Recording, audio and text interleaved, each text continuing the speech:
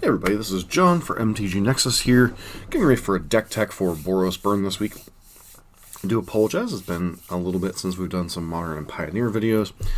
Some of that is simply due to the fact of the way my recording schedule and stuff works.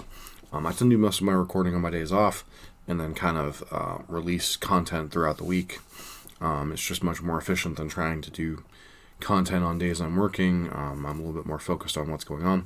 Fortunately, my last day off, I did have a lot going on, so I was just kind of putting out content in which stuff I'd already been working on and such that was kind of on the backlog that I hadn't gotten a chance to get put out, and some of it was some newer content that was finishing along the ideas of what we was, hence why we had quite a bit of historic and standard content the last couple days as opposed to Pioneer and Modern, which has been generally the main focus of the channel, but historic is working towards trying to build Pioneer decks from historic base decks.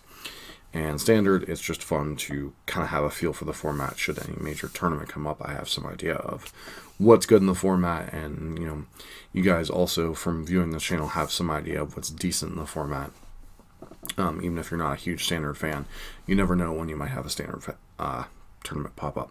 As always, as a friendly reminder, if you like what you're seeing on the channel, please consider subscribing, giving us a thumbs up, and leaving a constructive comment down below.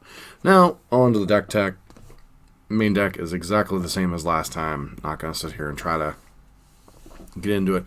Basically, been running 20 lands, got tired of not drawing enough lands, getting one-landers stuck on lands and dying that way, hence why I've gone back to 20 lands.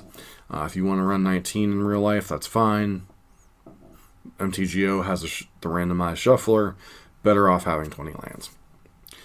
Main deck, like having access to Skullcrack and Searing Blaze. The numbers on Riftbolt and Skewer could change. You can shift numbers around on Lightning Helix. Depends on what you're trying to accomplish. I like having access to Lightning Helix in racing situations against Prowess and such. Even if it's not the most mana efficient card, I like having access to Skullcrack as anti-life gain measures. So it's kind of where I'm set on the main deck. Grim Lavamancer is not really a good place in the meta right now. There really aren't too many other cards to consider main decking at this point. So sideboard, Tormod's Crypt and Rest in Peace. Main reason for going back up to the 4th piece of Graveyard Hate is so deck won the Modern Challenge. Main big Modern event that's occurred in the last thing, so people might try to pick up Dredge again. So maybe a little too much respect for Dredge, as I haven't personally run into it, but I hate losing to that deck, and I do think that is a deck that you can at least get some percentage points by devoting a couple of extra sideboard slots to. 2 Path to Exile, pretty much don't leave home without at least 2.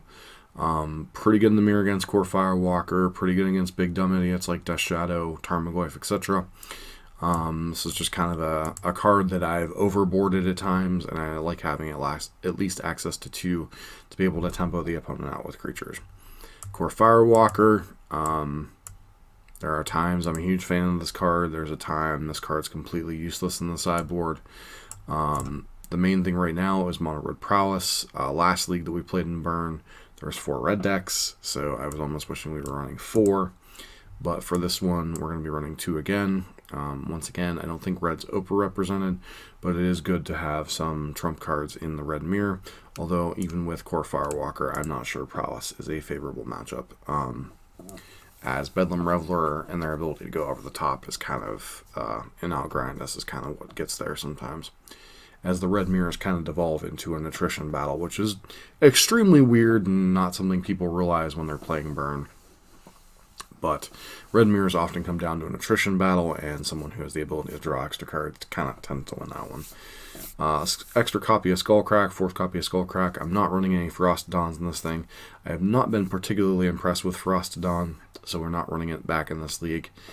It just dies too easily. It comes down a little bit too late in certain circumstances, especially in Modern. So, kind of shelving that one for now. If you really want more extra life anti-prevention, consider splashing black for Rain of Gore. Consider running the 3 mana, 4 damage. One that's basically Skullcrack. I forget what the name of the card is. I've seen a really kind of prominent PTQ grinder in this area. Played it in a bigger event, and I was like, oh, Flames of the Blood Hand. So Skullcrack's there. Spash because E-Tron's still a thing. Another deck that's popping up that being able to hit their artifact mana is Ad Nauseam. I saw that a couple times out of my Tron League. And then Deflecting Palm. Not a huge fan of this card overall. As a 1-of, I think it's fine. Mainly did this because Blue Moon was picking back up. It hits Thing in the Ice decent amount of time. It's decent against decks like Atraxa Jund, decent against Emrakul, decent against Primeval Titan decks, potentially if they're trying to kill you with a Hasty Titan. So, decent card overall. Would not go up more than 1 right now. And the 4th copy is Searing Blaze, just because I like to respect the smaller creature matchups, although there haven't been a ton of them other than the Red Mirror matches lately. But I don't like dying to elves or humans and such. I like having extra interaction in those matchups. So, like I said, we had a decent run 4-1 last Burn League. See how this one goes. Burn hasn't felt in a great place for a little while. Obviously, Prowess is the preferred aggressive deck in the format right now. And I really do need to get down and learn how to play Prowess, because I don't think I play Prowess correctly. People are getting results with the deck all the time, and I seem to like 1-4 or 2-3 leagues with it. So I really need to get down and study how to play Prowess and what I am doing wrong with sequencing and such. There's got to be something going on there. But as far as Burn goes, I don't think Burn's in a great place in the meta, but I don't think it's terrible by any means. Don't think people are overcompensating for it, but I think there's a lot of decks that have popped up. Ad Nauseam resurfacing, Neo Brand, the various Primeval Titan decks, especially the Amulet-based ones, aren't very good matchups for Burn overall. So I think Burn's in kind of a no man's land place right now. Like, it's a solid deck, can steal games. It's reasonable, but it's not tier 1 by any means. So, that said, let's hop into matches and see how this league goes. We are here for match number 1. This hand is reasonable, but not, like, fantastic. The 3rd land, a bit of unnecessary. Not really able to double spell onto, but still, pretty decent hand overall. So it's definitely a keep. Okay, Island go.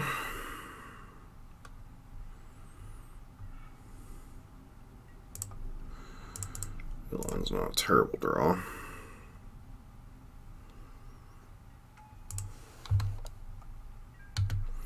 I do want to apologize for the delay in leagues. Most of the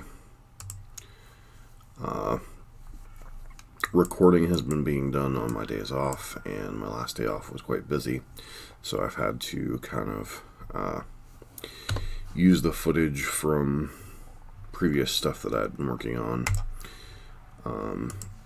So hence why there's a lot of historic and standard content the last couple days. So, interesting. Opponent's going to have to counter this, most likely. Man, sure. So it looks like we might be up against Blue Moon, perhaps. Certainly a deck that could have this many islands and deprive in it. Or just mono blue control, perhaps. I'm not sure.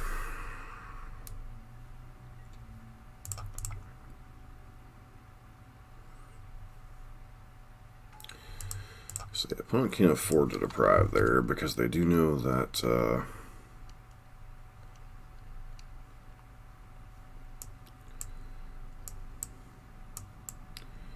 we have an Eidolon waiting in the wings. So would have been, this hand obviously would have been a lot better on the play against the style of deck, but I guess they have a Snappy coming in. Let's hold up spells here. No need to play into deprive unless it's absolutely necessary.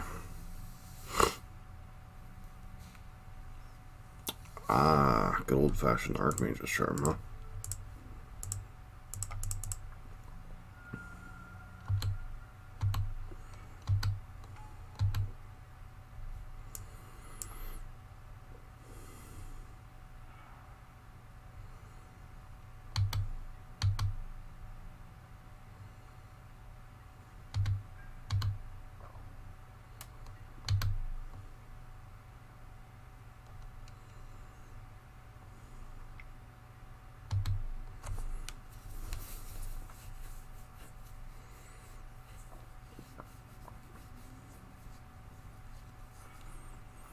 Looks like it just might be mono blue control.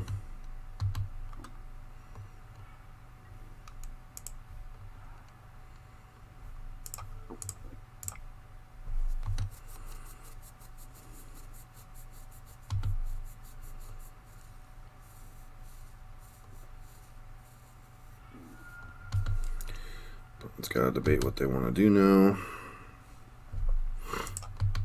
Gonna attack in here. Sure.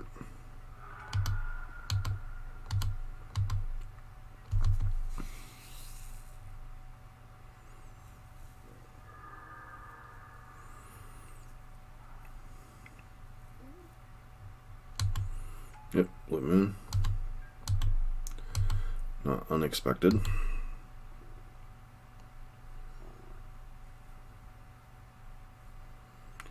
So Burn opponent currently has Archmage's Charm and Snapcaster Mage in their hand. They're supposed to fire off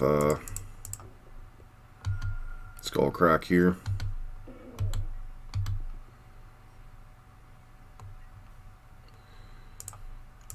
Idle on and see if we can bait them to using a counterspell here.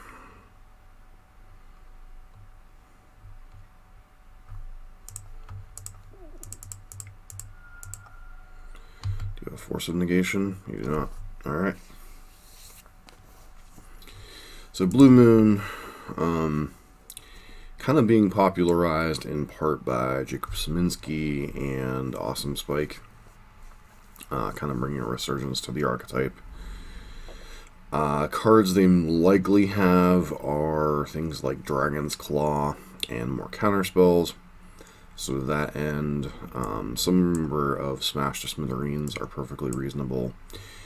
Path to Exile is not exciting, but potentially a necessary evil against Thing in the Ice, and then Exquisite Firecraft allows us to kind of counteract a fistful of counterspells. Searing Blaze is certainly a card that can be cut because their targets are Snapcaster Mage and things like Vendilion Click and stuff, so they kind of get to decide when we're doing this. And one of the downsides of running all of these copies of Sunbaked Canyon and Fiery Islet is the fact that we can't always guarantee we can play that in speed. Other cards that are consideration, Skullcrack does not particularly line up well against Dragon's Claw in particular as a life gain prevention threat. So these are 6 cards that I would certainly consider cutting. Other cards, once again, you could consider bringing in are these Path to Exiles because of Thing in the Ice. Especially on the draw, it's more tempting to bring in Path. But, because if they have a fast thing, that's just one easy way to die. Beyond that, Rest in Peace is a little overkill. Deflecting Palm, way too reactive in a matchup like this. So I think I'm going to go with a little bit more conservative plan and shave 2 Blazes and 2 Skullcracks, bring in the 2 Smashes and the 2 Firecrafts. Our opponent's more likely to aggressively mulligan to Dragon's Claw, but they could also aggressively mulligan to Thing in the Ice. So the best way to get Thing on the Ice off the board, barring something like Path to Exile, is to use a creature plus a burn spell, which obviously saps us of resources, but I don't like bringing in Path, especially, you know, in the dark, not knowing how many things on the ice they have. And we're still not even 100% sure that they have red in their deck. It's possible they're just straight up mono blue. Guess we'll find out in a second here. Nope, they have red. Alright. I hate that timing, just trying to get somebody to miss their attack step by doing that. It's a very dirty Moto Grinder trick. Probably should have just shocked it in Sacred Foundry there.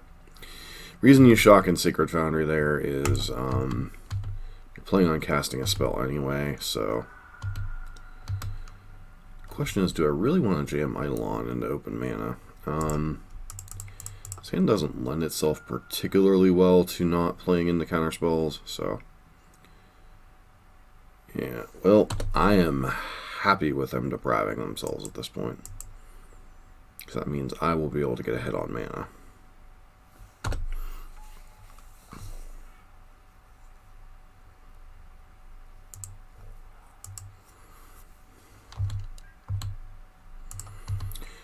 One of Searing Blaze feels nice here.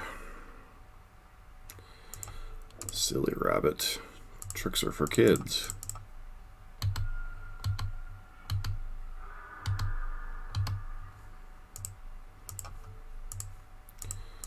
Would have been nice to get Eidolon down there, obviously, but thing remains, we got their Thing in the Ice off the battlefield, which is not irrelevant here.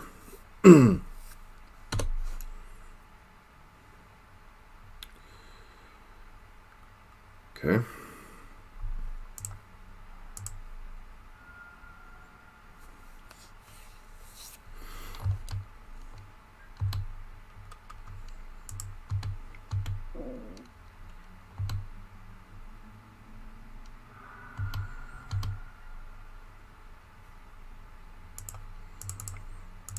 I'm going to use this as a sacrificial land for another counterspell. Looks like they don't have one.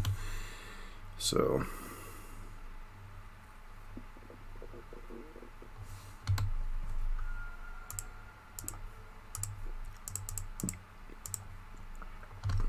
if you want to counter this, it's going to cost you 2 life.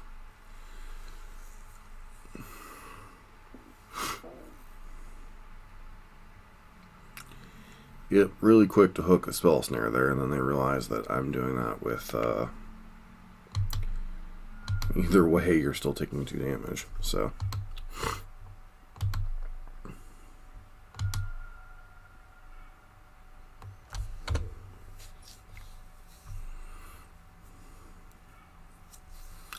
oh, they were considering opting in response. Interesting.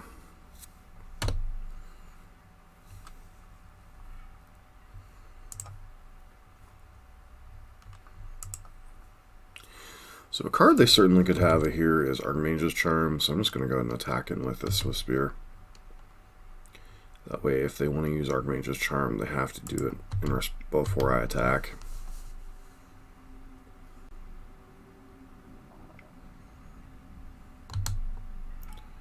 Sure.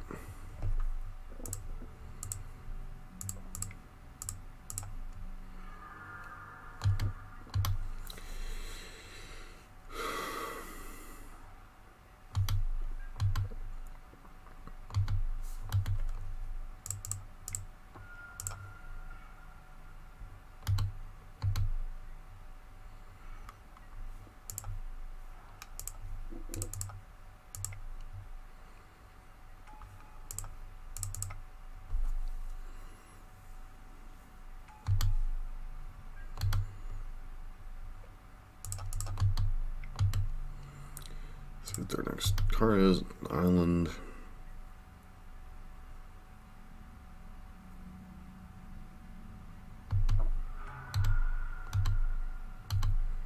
Figures they just have nothing right now. And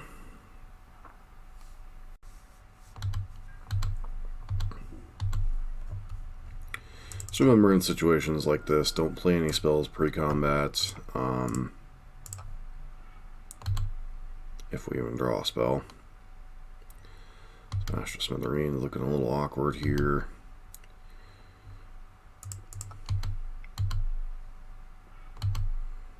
Snapcaster Lightning Bolt would certainly be a card that's okay. So I'll go to 1.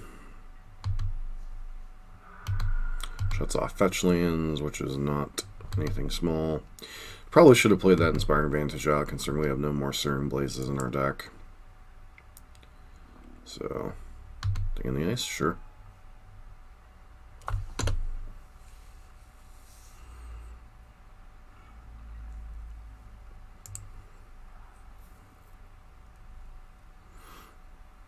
Opponent's incentivized to block either way, so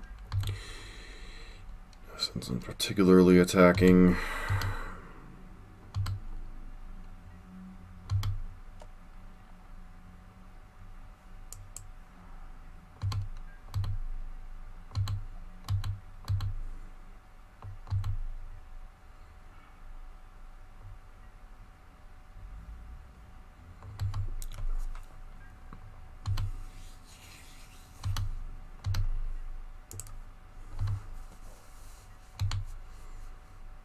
There's certainly one way in which we could lose this game is just by flooding out.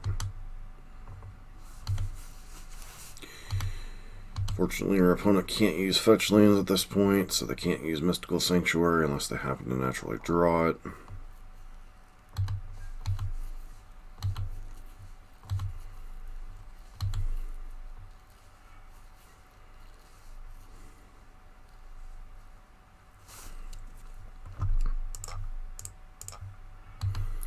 Suspend that, hoping to overwhelm their mana next turn.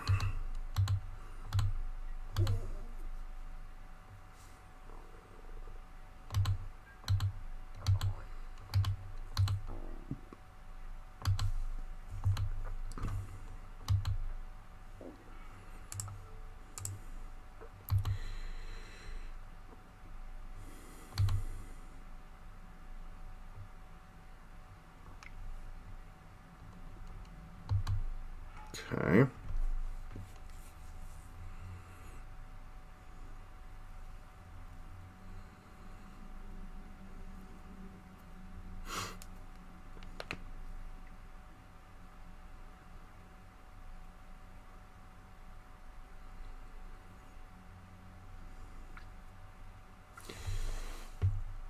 Snapcaster Deprive, sure.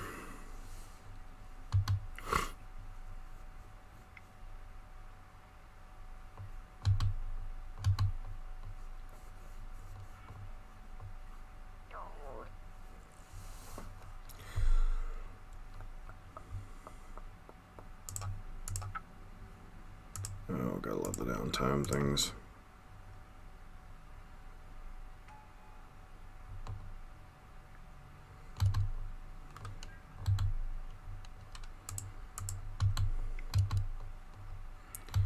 Other thing in the ice, sure.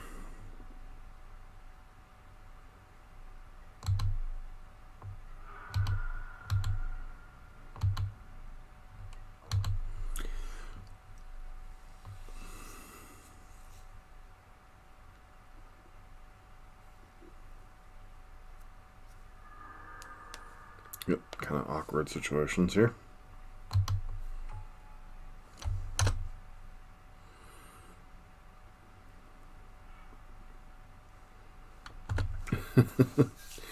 Oh, burn problems, right?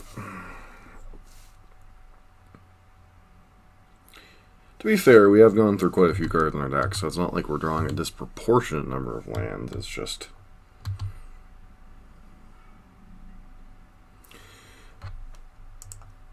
mildly annoying when you're trying to win the game. So, what are the odds our opponent can flip both things this next turn cycle? I think they're even more if we cast spells, right?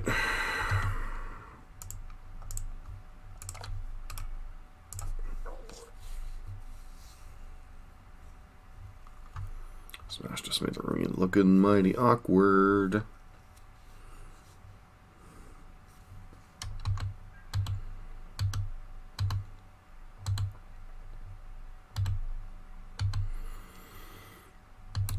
And we do have a 2 out of 37 thing that just like ends the game on the spot, so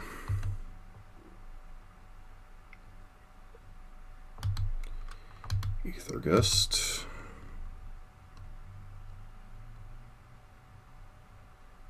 May as well top it, right?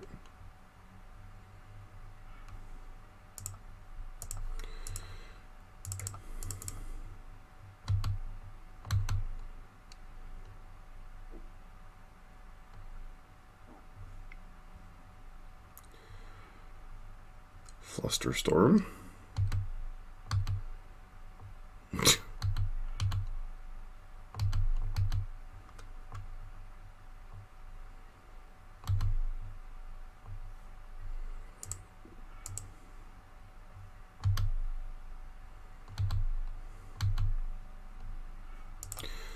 So, presume you have one more counterspell, right?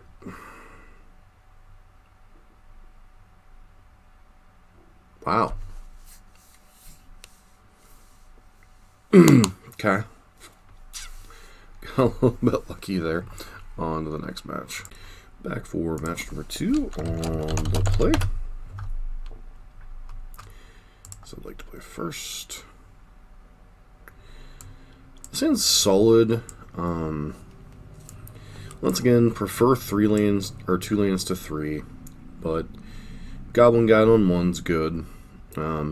Blaze is either a 10 or a 10 or a 2, so depends on the matchup, but most of this hand's already pretty solid, and the ability to cycle our 3rd land should we kind of flood out in the mid to late game here.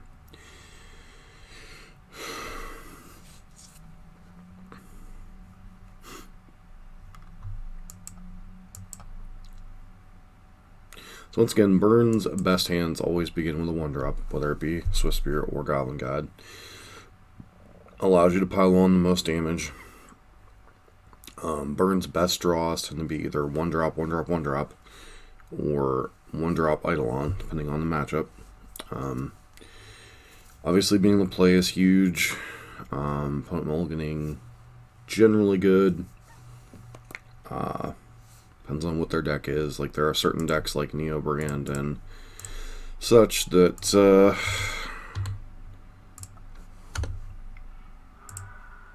burn more. So Jund, perhaps? Feels like Jund.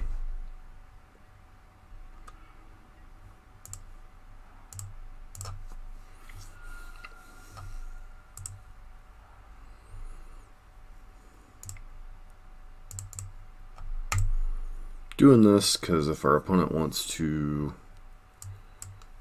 yep, they're playing on Fatal Pushing Goblin Guide, so if they wanted to do that, we'll force them to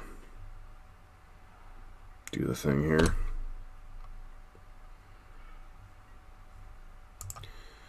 Fetch land here was quite nice.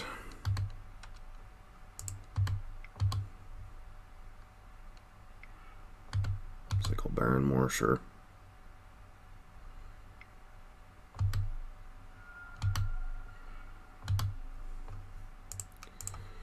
Let's cast this while we have Spectacle.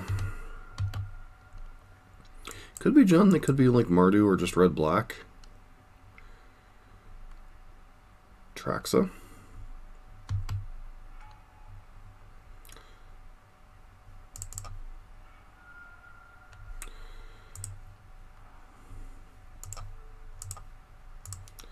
Doesn't do a ton here, but I don't know how many creatures they'll present us with, so.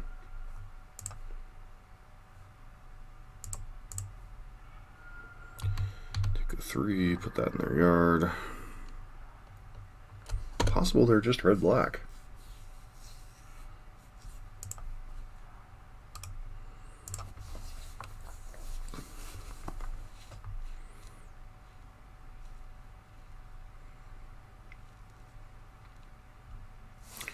Sure.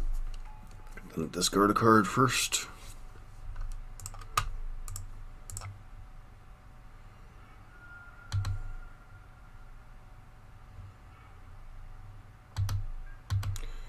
Yep, I like a red-black Pox deck, so need to rip well from here.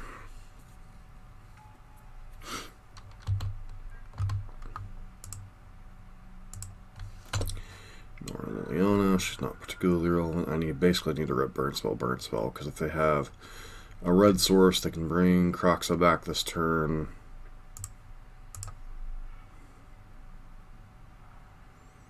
Ghost Quarter. Alright. Yep, they can bring Atraxa back this turn, and now we're on a 2-turn clock.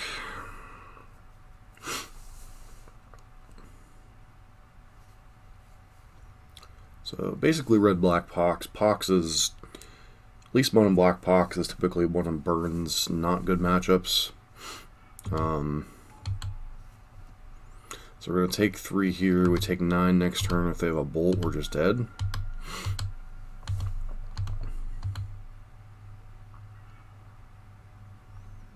Alright, so we're just dead here. So the problem is Blaze only deals 1. And there's no singular card in our deck that deals 5 damage, obviously. So,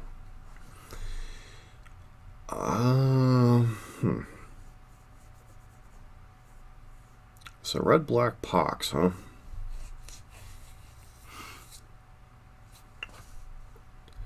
Searing Blazes, probably definitely a card we want out of our library. Beyond that,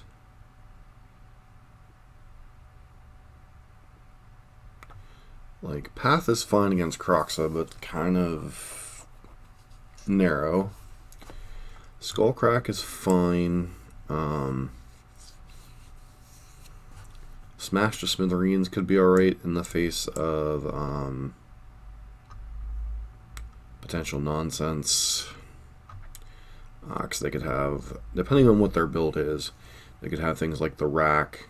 They could bring in Dragon's Claw. So in the dark, I'm going to hedge a little bit, but I do think this is a bad gamble either way. And then one copy of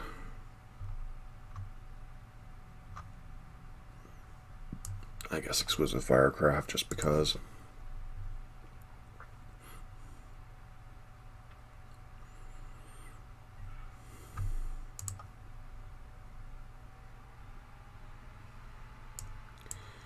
Sand is fine, not great. The problem is if they're a Pox deck, creatures don't tend to get in for a ton of damage. But that said, 1-drop in Eidolon is pretty reasonable in the spot. Because even if they have a discard spell on 1, then we get to go, Swiftspear gets to get in for 2 damage. Potentially 3 damage. So the reason this is an uphill battle, so to speak, at least the mono black Pox deck is, the red version, if they are on a red black Pox deck, a little bit different, but not enough to be relevant. Their deck is a little bit more painful mana-wise, but they do have a new closer in Atraxa or whatever they're. Yep, so we're going to lose Eidolon here. So now we get to dome them down to 10, but then that's worth 4, that's worth 4. And then 9, yeah, we put them to 10, but then we're out of resources. Take Bolt instead. Alright. So either they have an Anger of the Gods, or some style thereof, or they have 2 spot removal spells in their hand. Guess they felt they couldn't afford to take the big chunk hit here, so run out the Eidolon. If it runs into a Pyroclasm, it runs into a Pyroclasm.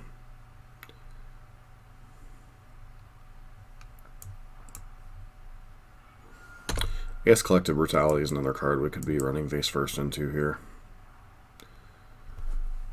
So, oh, just bolt into Fatal Push. Interesting.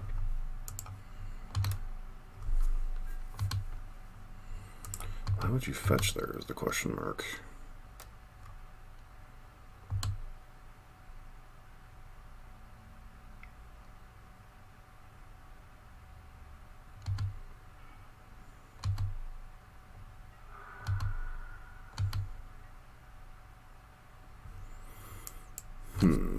So now we have the awkward scenario of, well, actually, it seems like they don't have life gain in their hand, so just empty our hand as well as we can here. Hope to top deck well.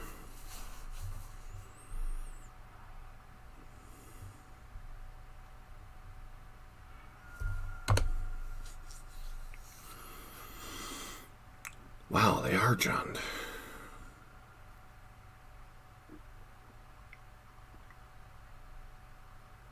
Clothis.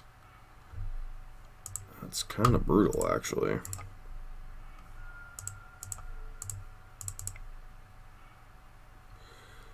They actually are Jund.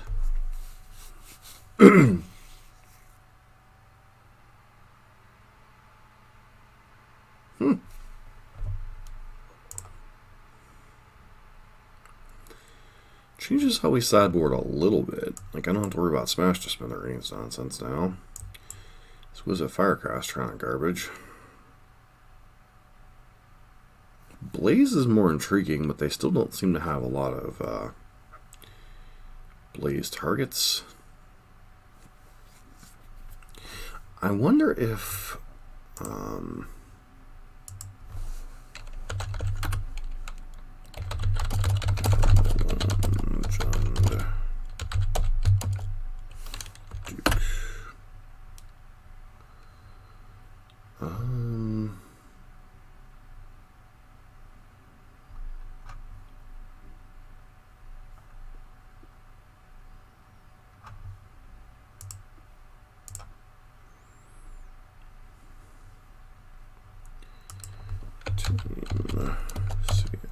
CFB.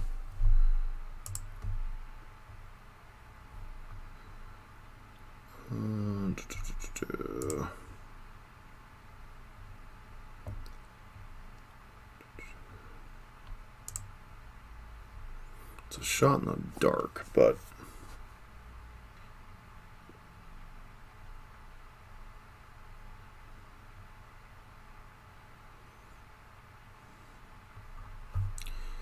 I think I'm going to leave out the Path to Exile simply because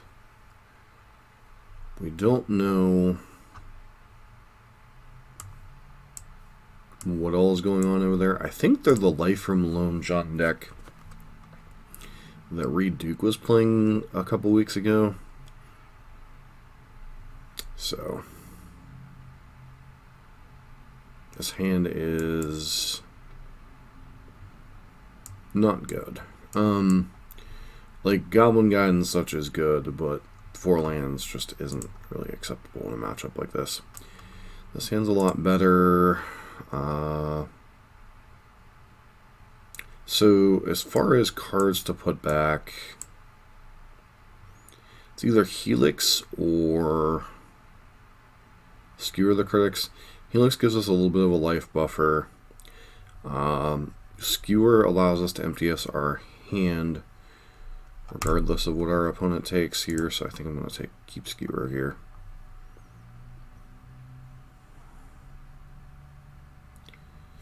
Yep. Probably take Swift Spear. Depends on their land situation. If they want to prevent max damage this turn, they'll take Goblin God. If they want to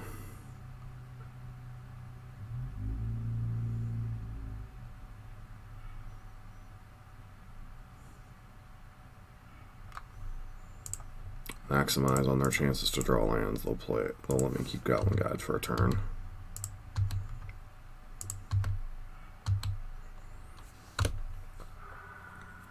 Holgon's command is likely to get value at some point here regardless, so hopefully this is just Atraxa Confidant. Okay.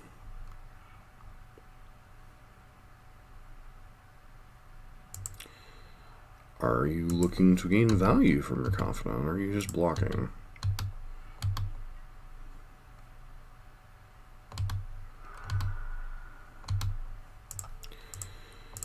Alright.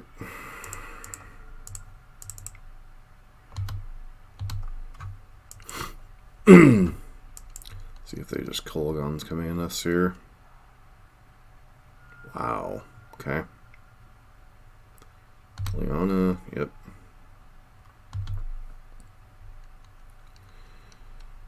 So this may seem silly, but I think I'm supposed to pitch Skewer the Critics here, because third land unlocks all of our spells.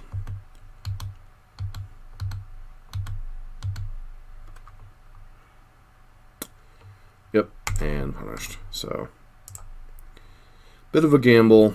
We wouldn't need to draw a third land to be able to cast that Skewer this turn, and of course we drew it, so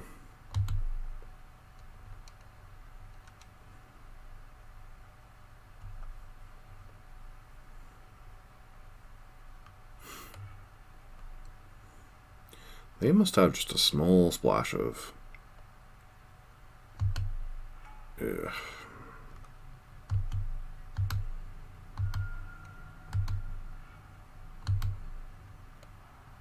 I get to bring that back next turn, so we're on a real clock here.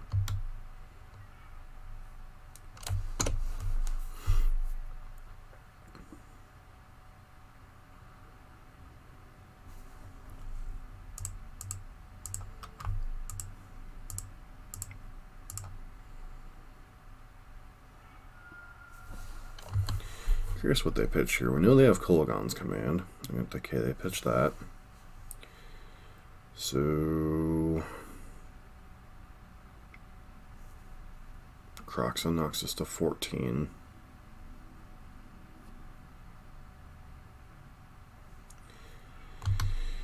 Yep.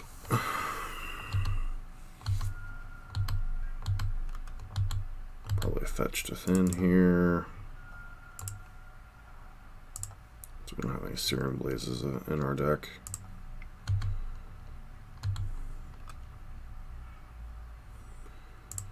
Alright, here's a redraw. So we're dead.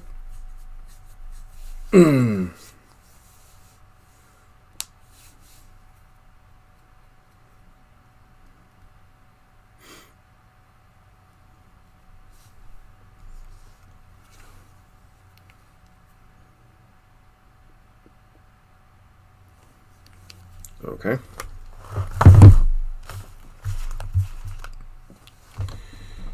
Does it really matter?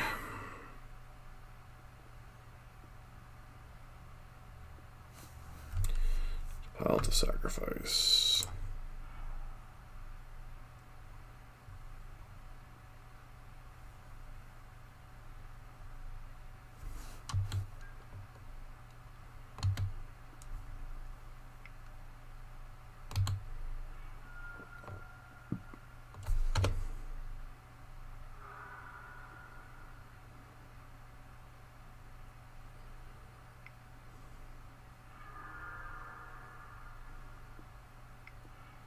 Okay, well, that made sure that we didn't have another draw step anyway, so I long wouldn't have got there. On to the next match. We are back for the third match here. So this hand is very much a gamble. I think I would keep this 4-card hand, and then these spells are cherries on top. We happen to draw on their land. I know I say to mulligan these hands, but I'm going to keep this one just because its potential is so high.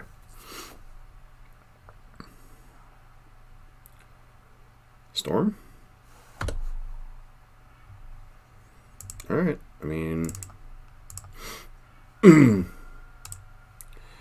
quite sure what our opponent's up to over there, but it does appear it might be Storm. Yep, confirmed Storm. So, time to get him dead.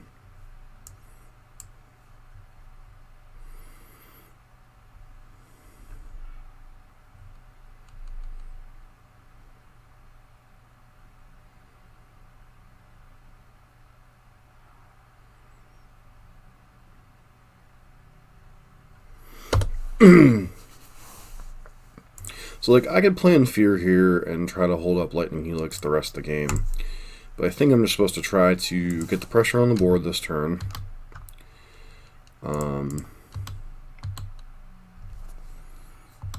Past in Flames, Past in Flames.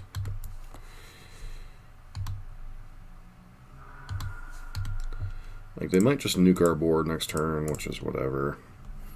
If I'm dead on 3, I'm dead on 3. Holding up Lightning Helix the rest of the game ain't going to do much for us.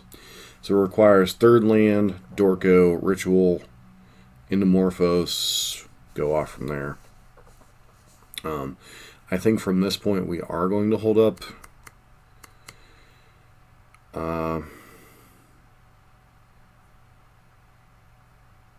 Lightning Helix from here on out as a response to whatever they have going on. Storm historically has been one of Burn's better matchups because we put a clock on them. We have relevant disruption in the form of bolts and such. Eidolon's a very tough card for them to beat a lot of the time. Our hand this game was not particularly well suited to beating them, but was fine. Sure. Do you have the ability to go off, or are you just holding up Remand and praying?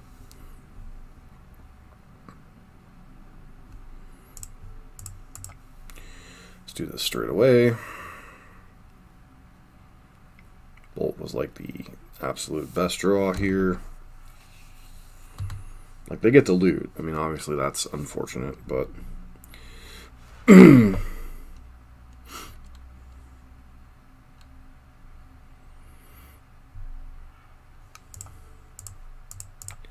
get that off the board. That way they don't get a free block.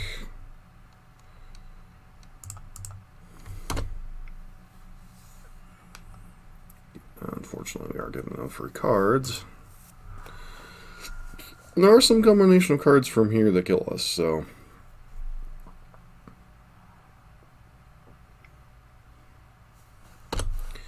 Might just be setting up Grape Shot killer board here.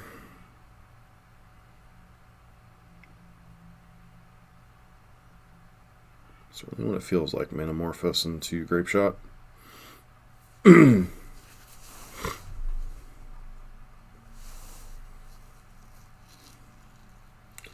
Exhausts the resources, but at the same time doesn't exhaust the resources, because like if they were to just tap out for another Dorko and we were up a land, the game was over.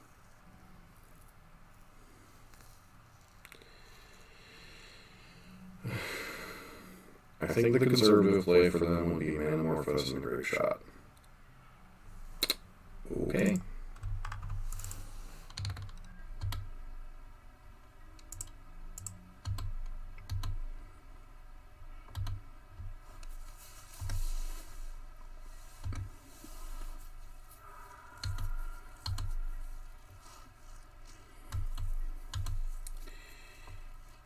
It could ever, man. So no reason to go for anything silly here. So you got lots of mana.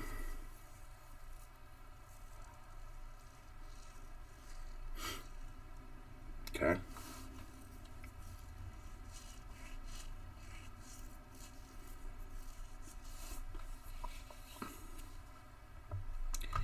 Well, I mean, let's see if you got the Remand. If you do, the game's probably over.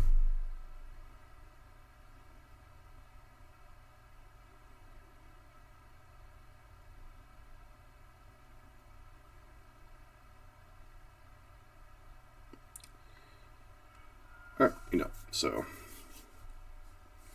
Storm. Been a minute since we played against Storm. Reasonable cards. Rest in Peace is reasonable. Tormod's Crypt is reasonable. Path to Exile on the play is reasonable. Not great. It's reasonable. Reason for that. Having another 1 mana interaction can be very relevant in some situations. Searing Blaze, Skullcrack, So we should look up recent Storm lists, make sure they're not playing anything off the wall.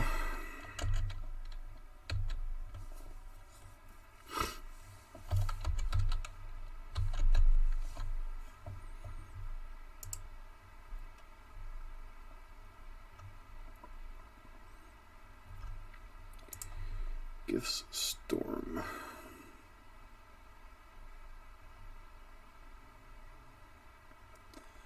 Aria of Flame, Veil of Summer. Very interesting. Yeah, not a whole lot's been upgraded from their lists. At least that Burn particularly cares about. Could probably get these Skullcracks out of our deck.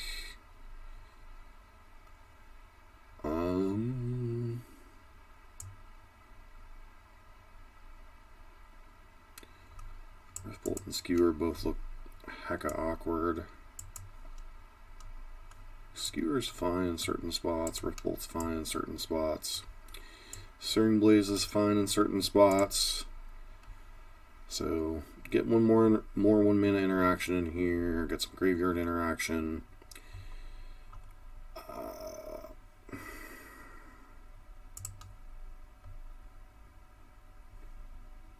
Being the fetchland version, I suppose theoretically they could have Blood Moon. Seems like a bit of a Hail Mary against Burn, but you know. This hand.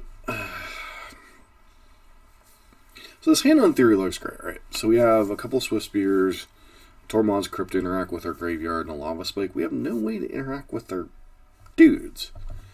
I still think it's a keep, especially on the draw, but okay, so they are running the Veil of Summer version.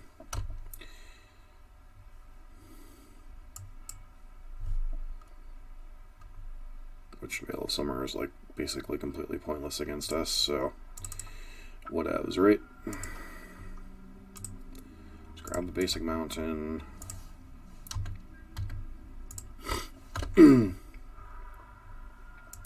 Bolt gives us interaction, which is nice.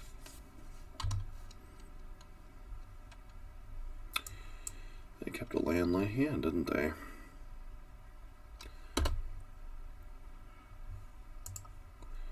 We seem to have kept a land heavy hand. If our opponent has a bolt, they're going to have to use it here. They choose not to.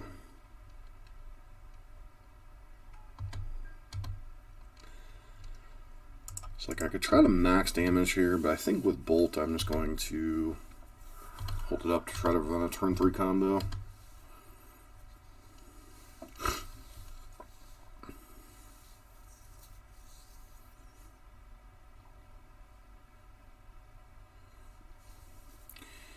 It'll be harder for them to combo turn 3 through a Tormod's Crypt.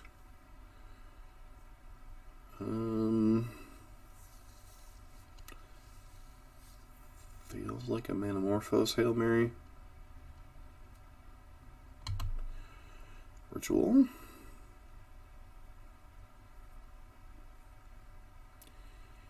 To Ritual. Okay. Like a bunch of Gobos.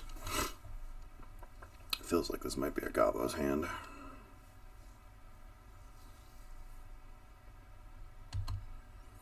Yep, definitely feels like a Gobos hand. 1, 2, 3, 4. So 10 Gobos.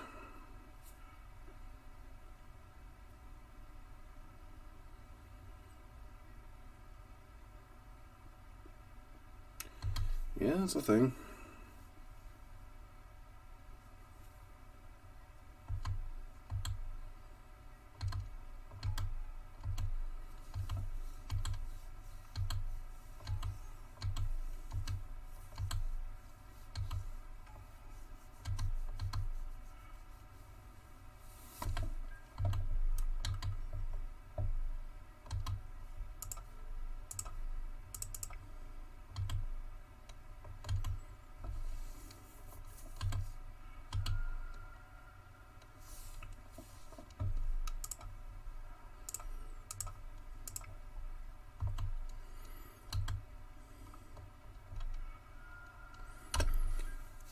Does that change the complexion? I don't know. It might.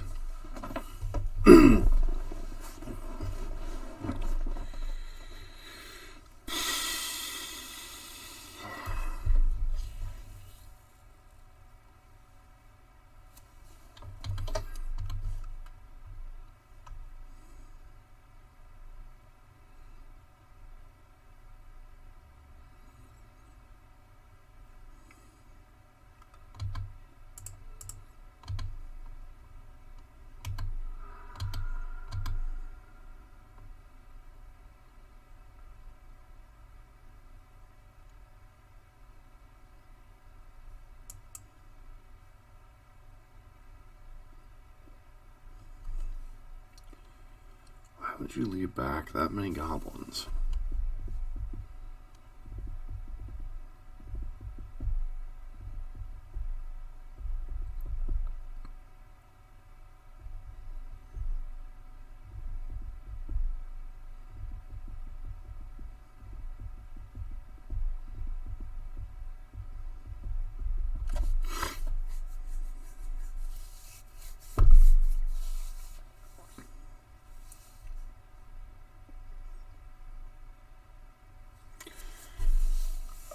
What are they debating over there?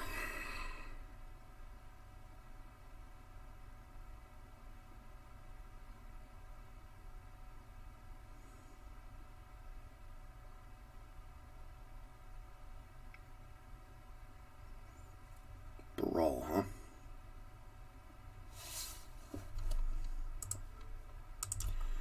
Response, cast Lightning Helix.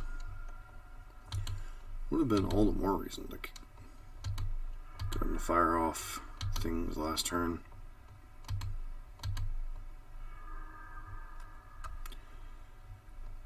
So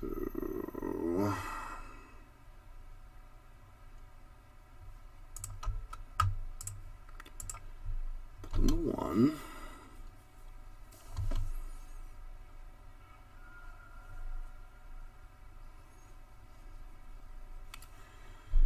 I guess there are some number of draws here that would win the game on the spot.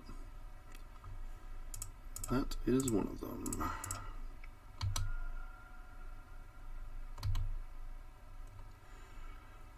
Alright, sometimes it's better to be more fortunate than good.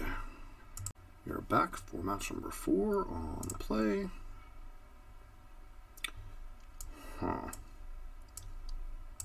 This is a hand that could certainly get punished for not mulliganing. That said, this 5-card hand would look quite inviting, so it's a gamble, but we shall go with it. Once again, most people always advise mulligan the 1-landers. I say take a look at the upside of your 1-land hand. Double Goblin Guide on the play is pretty good, usually.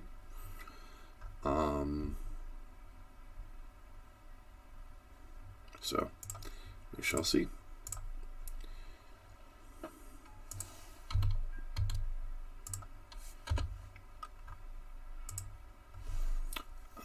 Prowess, this is going to be rough.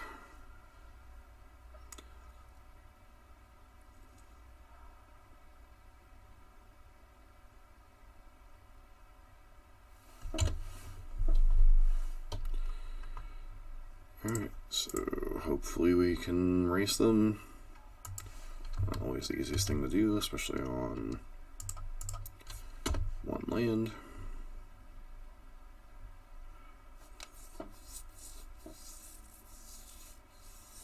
Presume they have a bold effect. Yep. Going to 16. Hopefully we rip a land next turn, and we can idle on them, bro.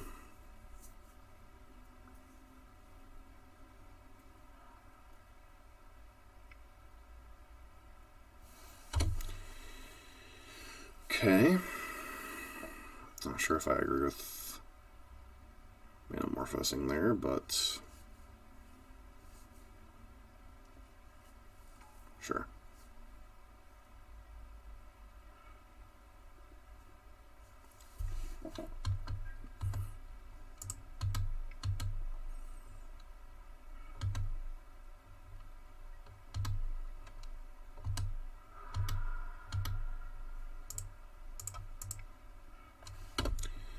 At this point, we're just on the try to burn them out plan,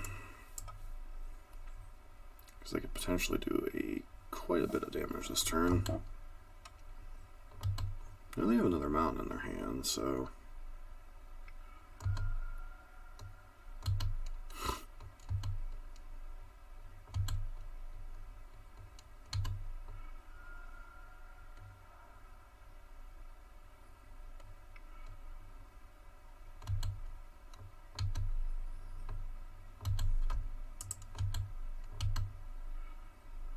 okay, 2 mountains.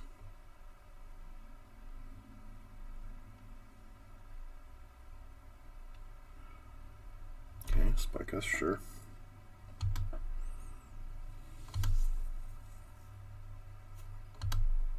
Into. Wow. I don't think we're beating that.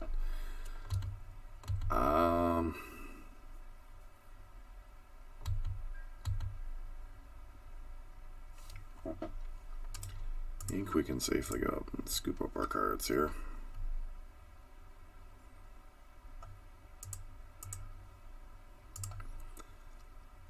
Alright, so yeah, it's a thing. Bring in the Sashes because they have Dragon's Claw. Bring in Searing Blaze because it's Deece.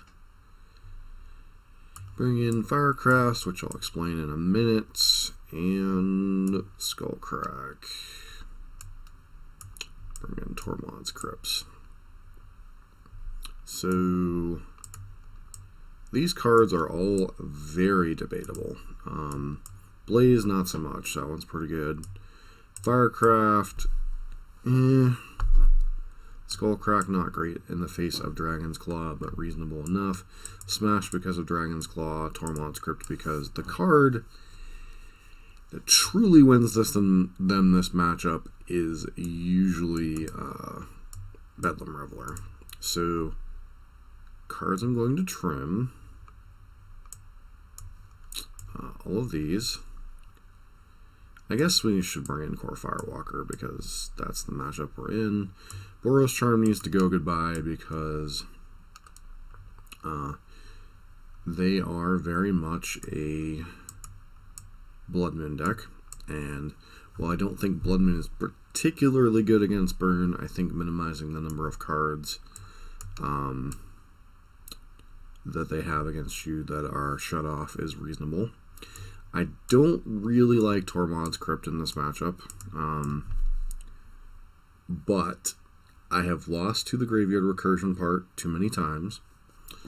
As you saw there, not even sure Tormod's Crypt would have stopped that, honestly, but that was kind of a good draw on their part. And then we have two more cuts, so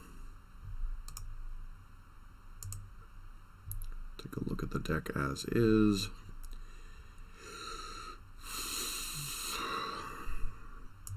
Firecraft I'm bringing in as an way to be able to kill. Just get rid of the 2 Rough Bolts. Bringing in Firecraft as a way to be able to kill Bedlam Reveler without bringing in Path to Exile. So, yeah. I mean, what more can you want, right? I mean, our main base is extremely painful, but they have no way to get this card off the table, so outside of Skullcrack, I suppose.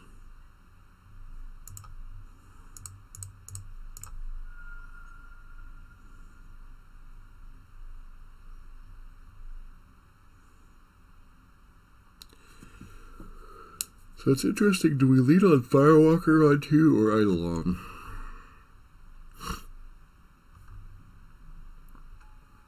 I think Firewalker, but I guess we'll see.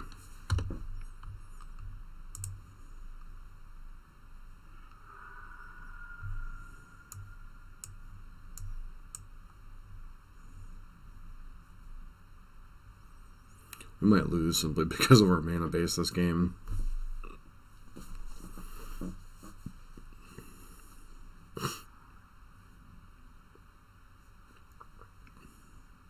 Yep. We have a Swizzle Spear.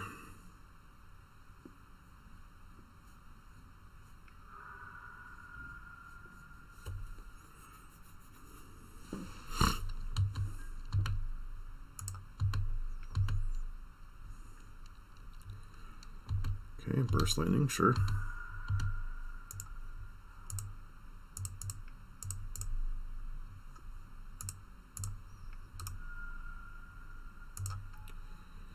Merry Christmas.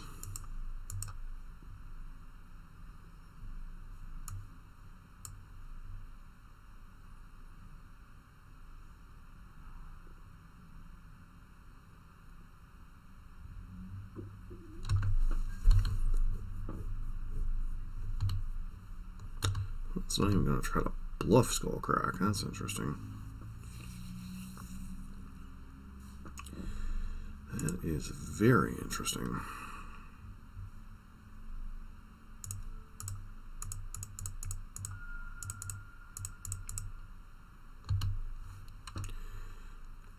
this off the table. The amount of resources they would have to pump in to keep this on the board is kind of insane.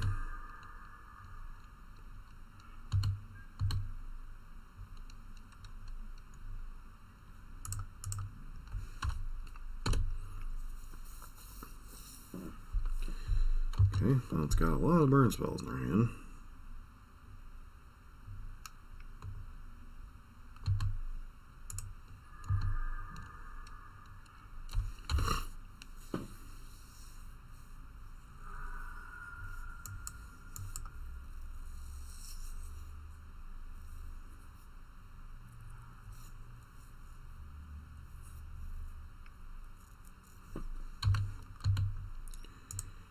Cast Shock, go.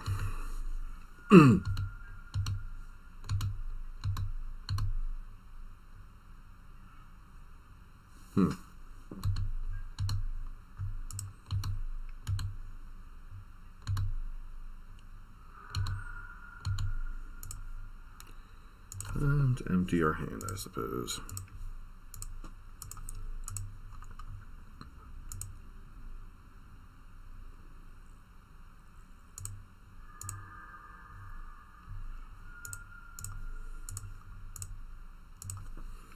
It's kind of net neutral on life for us.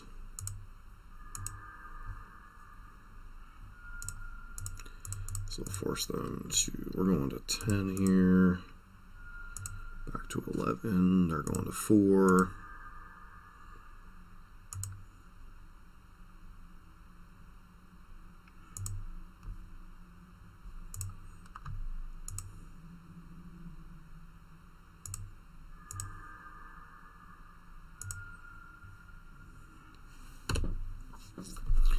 This, ladies and gentlemen, is why some people must be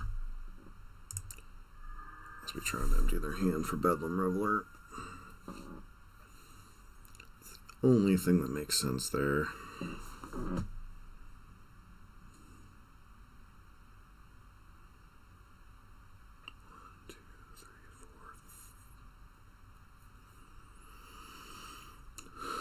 Alright. Well, I mean, they weren't dead, but I guess they were dead.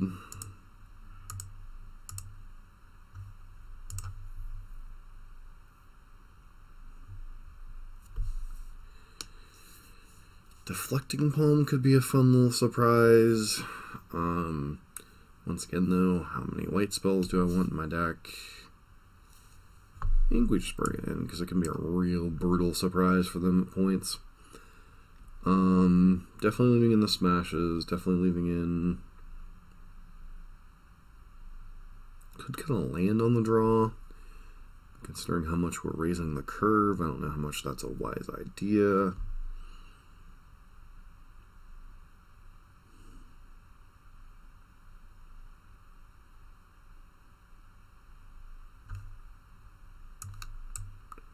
Cut one. Alright, let's see what happens, especially on the draw.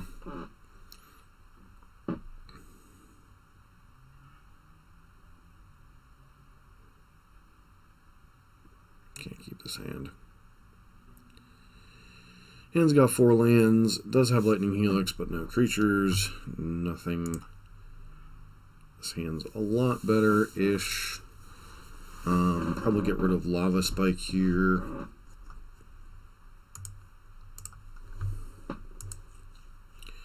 So probably don't need to play the control game more than anything.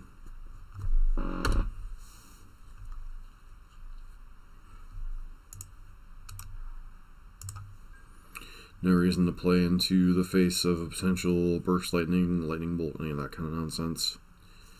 So, let the opponent make the first move. This is probably set up, play at the stage. Yep. Cards did they hit? Burst lightning.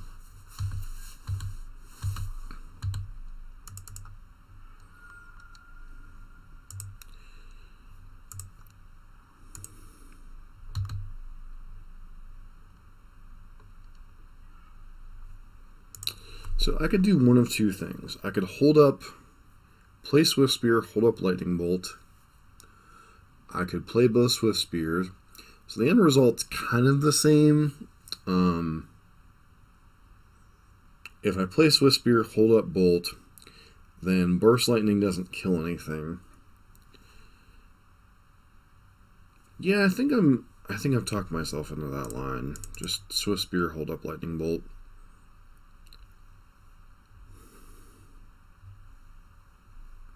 Because if we can blank one of their spells when they've already mulliganed.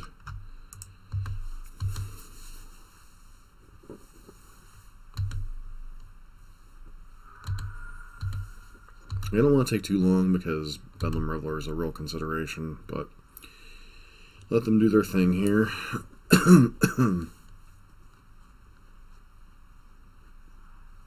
Okay.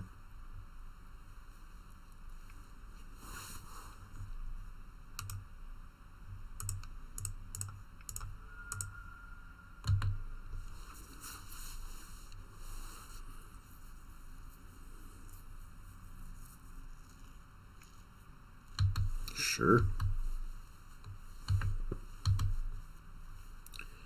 So we effectively blanked one of your better spells.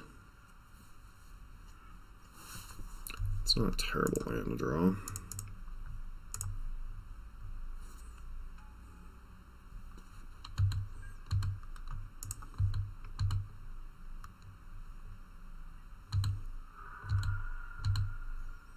And our Swift Spears could have done a lot more damage, but if we would have played out both Swift Spears, they just would be able to kill them both last turn, so.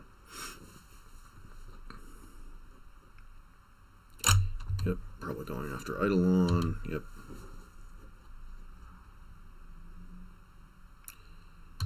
There's a Soul Scar. 2, 3.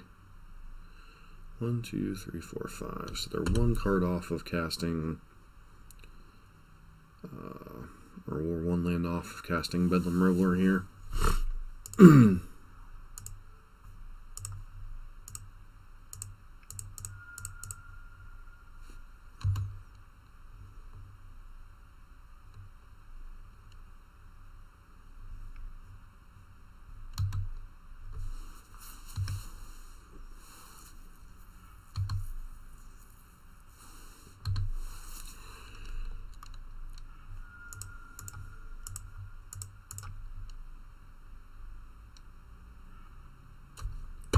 Guess we see who top deck's better from here. Obviously, Bedlam Reveler is like their best draw. Lay up the stage is their second best. Flippin', seriously?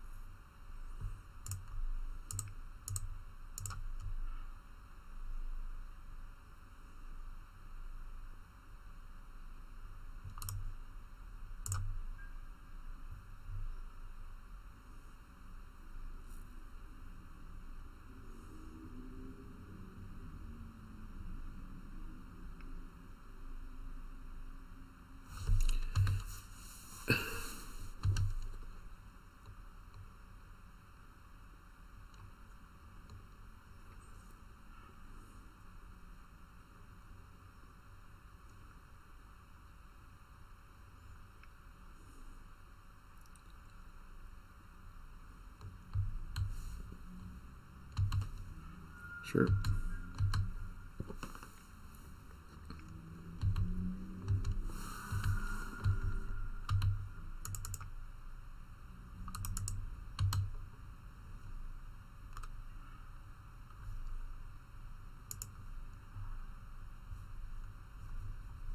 And then we're just dead to that. Oh well. Make the play.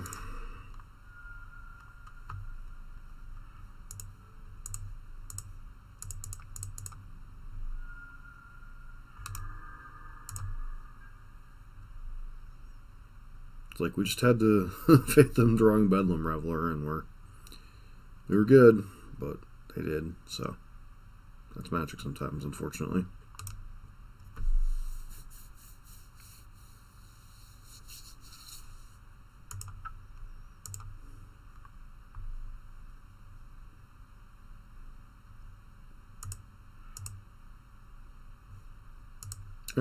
on to the 5th match. Back for our 5th and final match with Burn. Opponent's mulliganing to 6. This 4-card hand's pretty good. These 3 are a kicker if we draw a second land on the draw. I think I am inclined to keep. Once again, bit of a risk. Not drawing a second land could hurt us in the long run.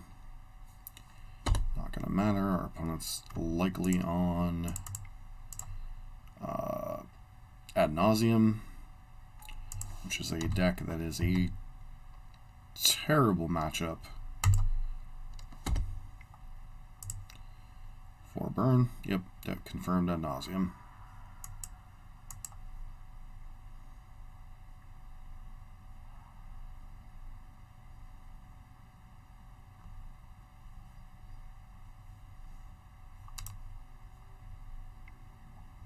Yep.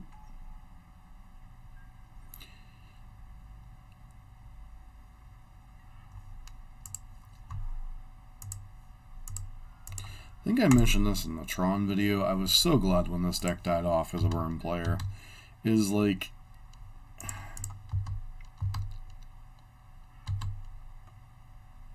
I think you might have a better chance against Bogles. Like, I've beaten the deck, but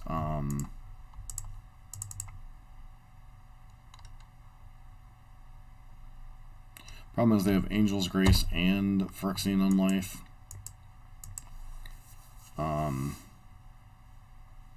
Both cards prevent them from dying. Phyrexian Unlife gives them an extra 10 plus life. So Thassa's Oracle, sure.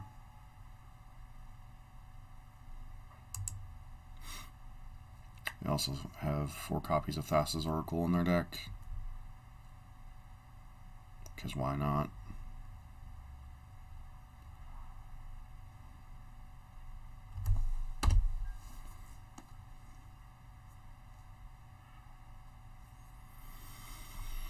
Alright.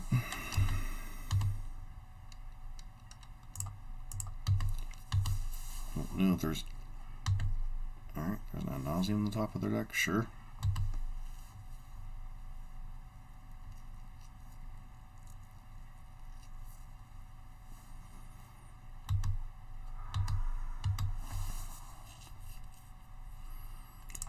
So, Eidolon probably gives us the best chance to win, but I don't think it really particularly matters.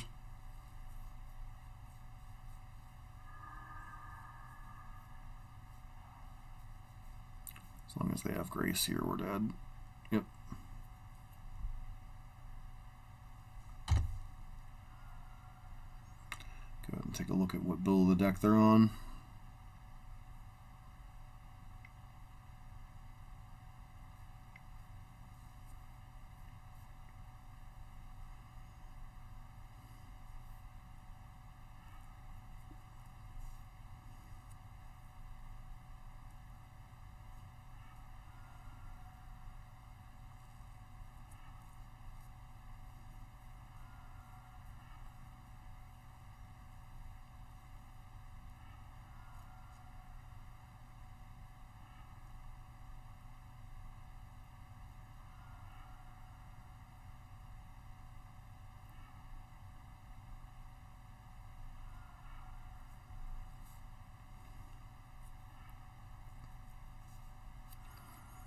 And then their Thassa's Oracle, so they just win the game.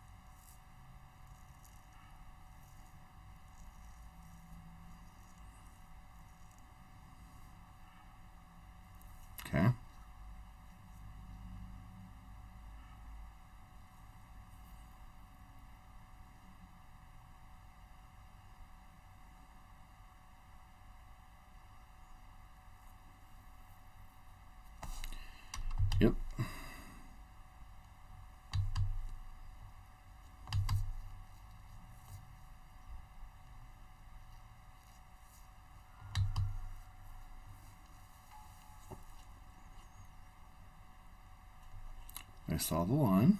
Cool.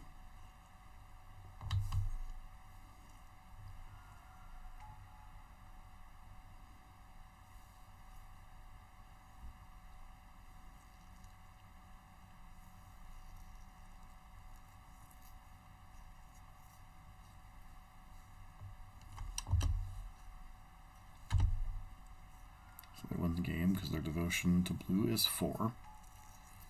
Yep. Alright. So, ad nauseam.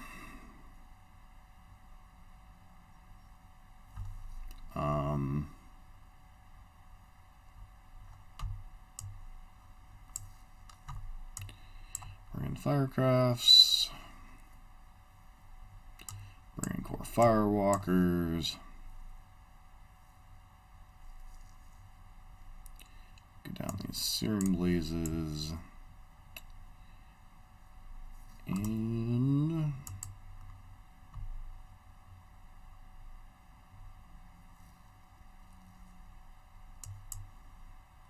so we bring in Exquisite Firecraft because they have Pact Invocation. You used to bring in Deflecting Palm when they had creatures to actually kill us. Now they're just using Thassa's Oracle. Core Firewalker, definitely not a card you want to be bringing in this matchup, but they have Leyline and Sanctities in their board, so yeah.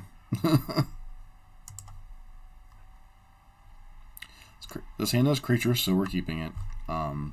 Against ad nauseam, in order to beat them, you have to have creatures. They're typically have Leyline and Sanctity in the sideboard. Which means this hand is extremely good if they don't.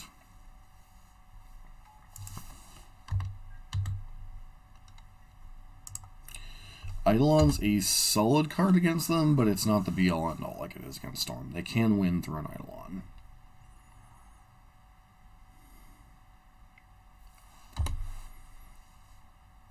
Eidolon makes it more difficult for them. This is a matchup where it pays to have something like Wear Tear or Destructive Revelry or Cinder Vines.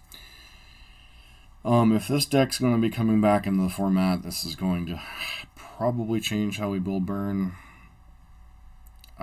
Prowess can potentially get underneath of them, simply because Prowess is awesome and deals a boatload of damage in a shorter amount of time. And they don't have a ton of interaction in terms of actually dealing with creatures. They just kind of make life totals irrelevant for a couple of turns. A deck that is particularly vicious against them is Infect.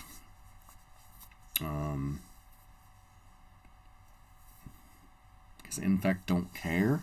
In fact, it actually plays against the strength of their abilities with Phyrexian on life. So, Infect's an aggressive combo deck that doesn't particularly care about what ad nauseam's doing. One key trick to do with this hand is, depending on if they're on a if they are on an unlife draw or a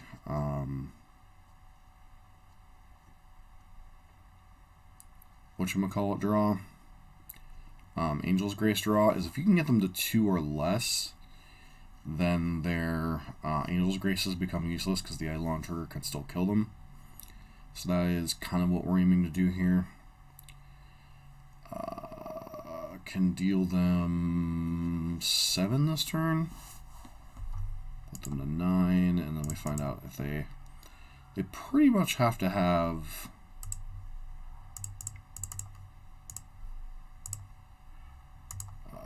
Phyrexian on life to have kept this hand, because it feels way too slow and fair otherwise.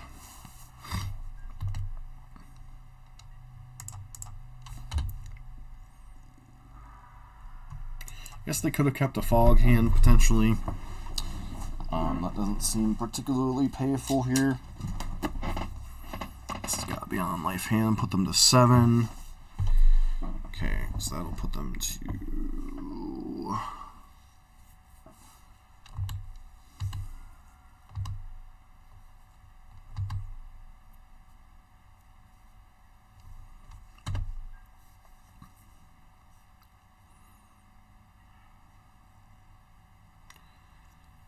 That is an interesting one. So I can put them to negative numbers.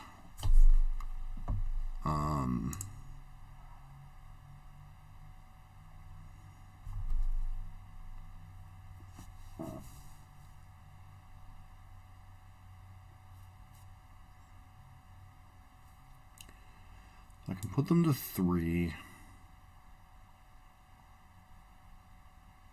And then negative 1. Or I can Firecraft, or just cast Firewalker, and then next turn Firecraft can potentially put them to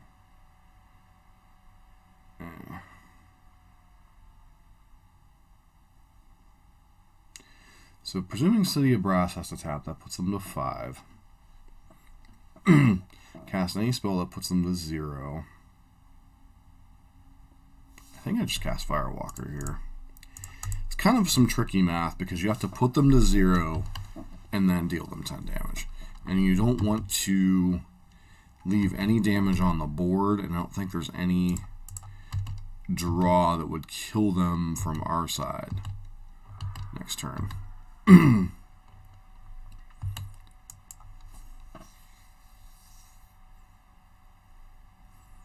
The other argument is obviously Fog. There's a card that could work itself into the equation.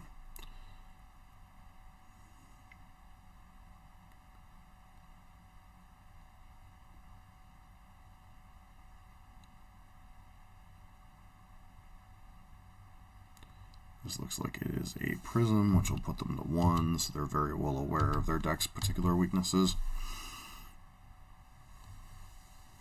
Alright, they're pretty good at Nausem Pout, which makes this even more difficult.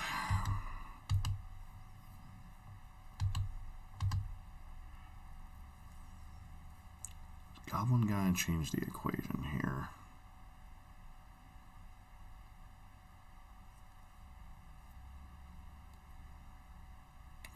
Problem is they can stack the trigger with 2, 4, 6, 8. Let's go ahead and do this.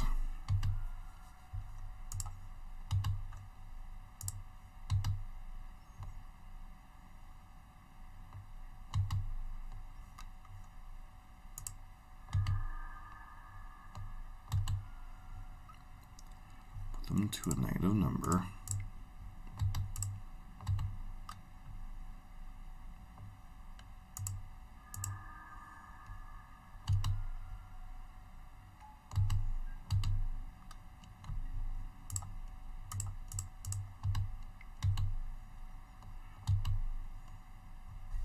Confirm Leyline.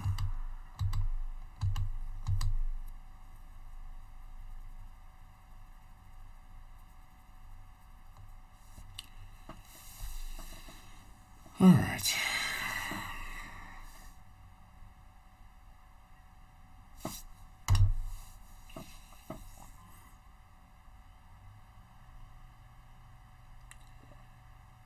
Now they can't win.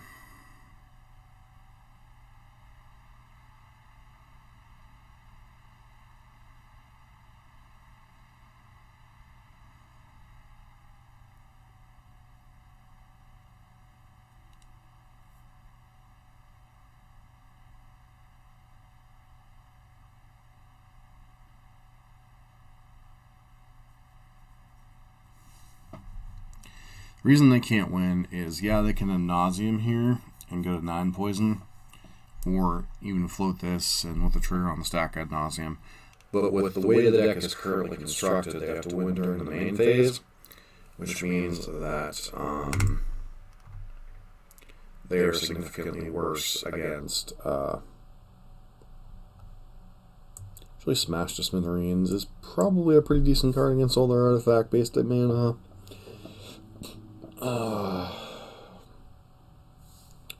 Guess go down copies of Skullcrack or Rift Bolts. Maybe skewer the critics here.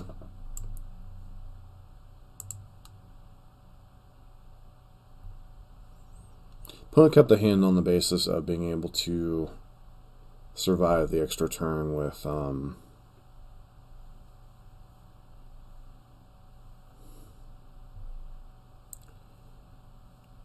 even with a core Firewalker. I just don't think this hand's fast enough. So this is certainly a hand that can give them some fits. Comes ley lines. Yep. Just fine-ish. Depends on how fast the rest of their hand is.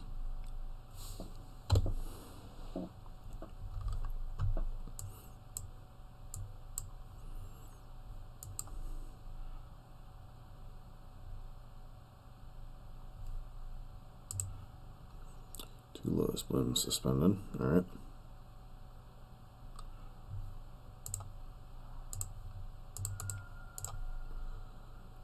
So they left 2 cards on top. Guess we'll find out in a minute what they were. Serum Visions.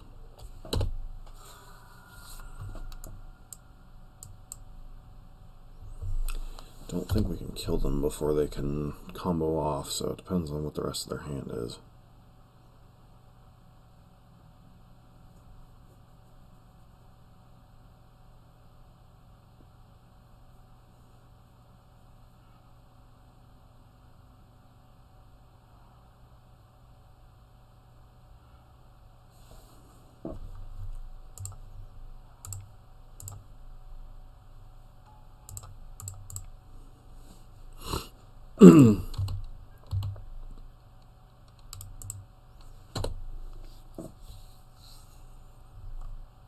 Nausem.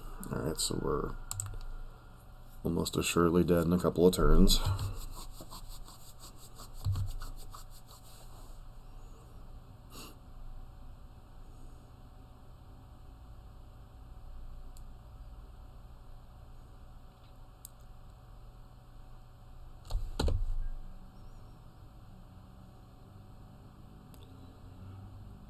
Alright, Smash is an interesting one. I don't think it particularly matters here because I think they aren't going to have the combo, but in case they don't,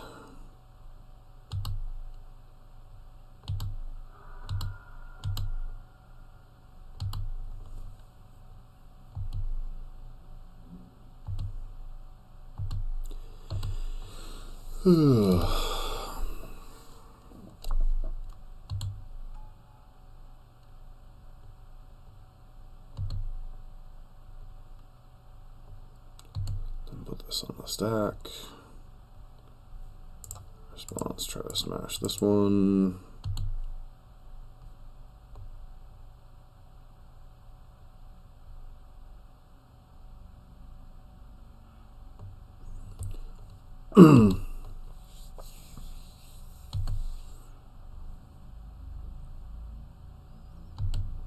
Okay.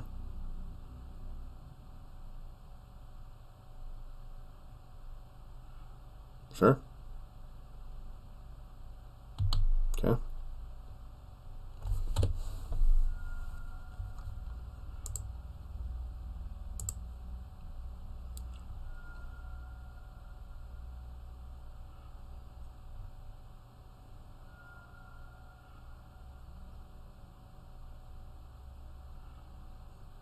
Let's make sure they weren't cheeky and boarded out their win cons.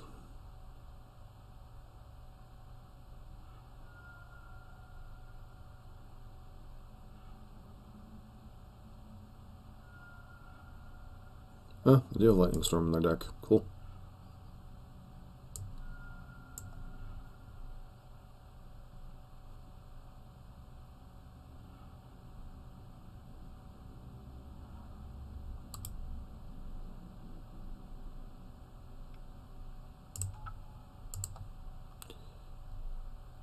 Alright.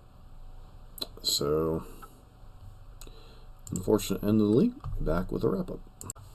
So we are back with the wrap-up for Boros Burn this week. That is in a really weird place right now.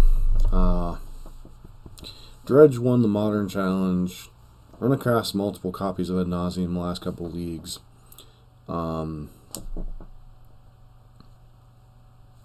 Amulet Titan is still considered the best deck in the format.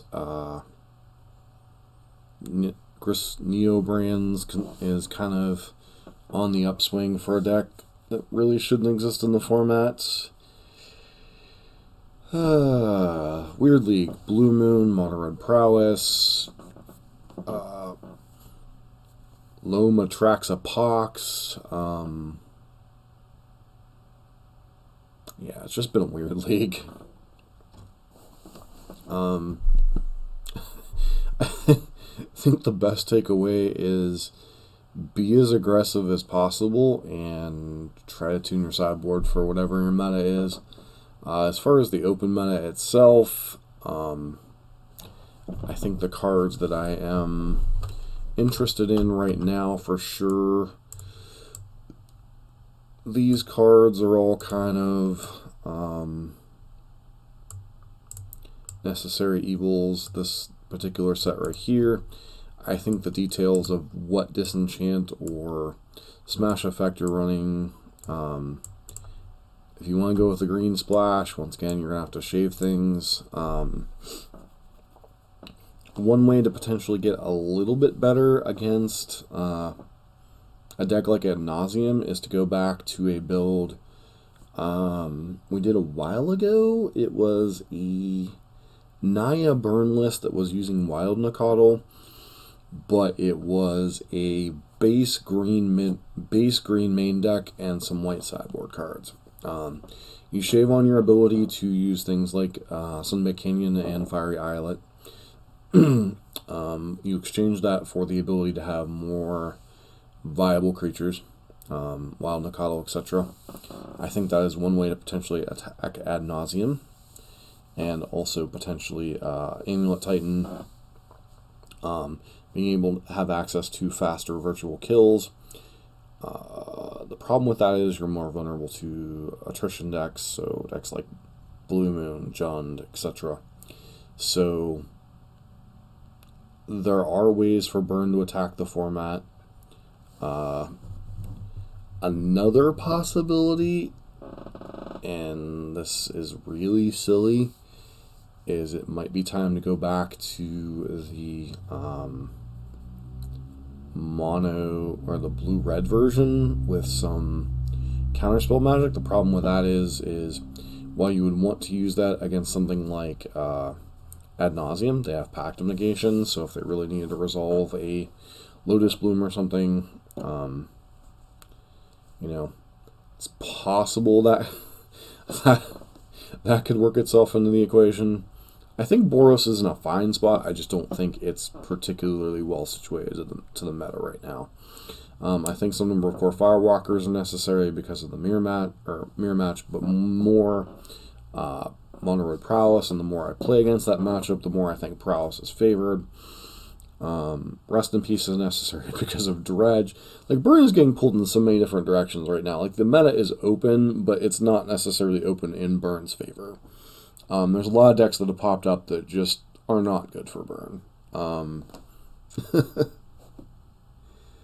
mean, we saw last league, we played 4 mono red mirrors. This league, we played some really weird stuff. So, Modern's an interesting place. I don't know that it's a good place for Burn. But as far as building the sideboard, Firecraft probably has a couple of fights the control decks, fights Death Shadow. Core Firewalkers, it's a card you can bring in a pinch against Ad Nauseam. It's good in the red mirrors, so you probably want 2 to 4 of those. Probably want some amount of Graveyard Hate, enough to respect what's going on in the format. Smash might have to become Wear Tear again, or might have to go back to a green splash. Beyond that, the rest of your sideboard is just kind of, what do you want to have? Do you want to beat the mirror match? Do you want to beat... I don't know if there's a home run card to beat Ad Nauseam, so I wouldn't go out of your way to beat that. But that's another deck that's also having sideboard late lines, so might be time to go back to Wear Tear over Smash. Deflecting Palm, reasonable in an Emrakul matchup, decent against Jund and Atraxa. etc. It's fine as a one of. Not a card I'm particularly a huge fan, but I understand why it has a decent place in the meta right now. Suffice to say, need more data to have a good sideboard. It's the long-winded way of saying it. As always, I want to thank everybody for tuning in. Don't forget to like, share, and subscribe. This has been John for MTG Nexus.